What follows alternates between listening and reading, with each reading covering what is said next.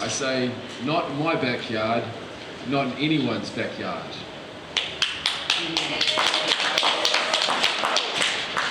Just a couple of days ago, the council here voted down the housing intensification rules. And what I'm hearing from the community is they don't want housing intensification. It makes them feel insecure. Why? Because it's an outside force coming in to tell them how they should live. We voted it down. Now, a council-owned company is doing exactly the same thing in central Otago.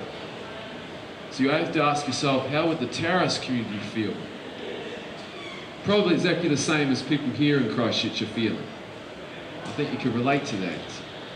I have two reasons why I oppose the terrace development. The first one does relate to climate change.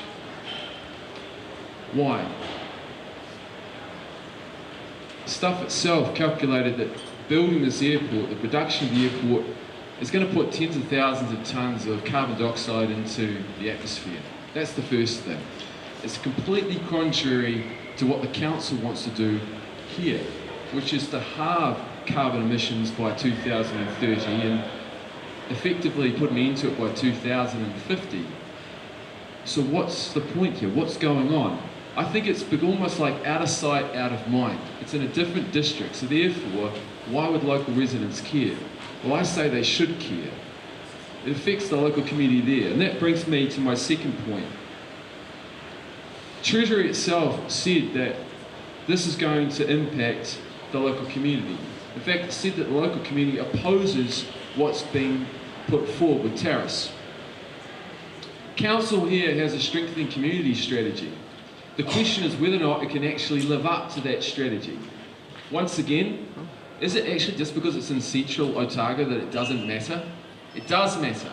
And I think in order for the council to live up to both its strengthening community strategy and also its climate change strategy, it needs to commit to ending the development of the terrace airport.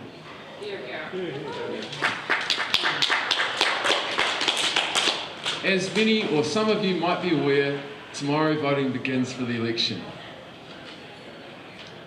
I say to you, ask the candidates a couple of questions about where they stand. Firstly, will they fight climate change? Simple question, yes or no. The second question is, do they oppose terrace airport?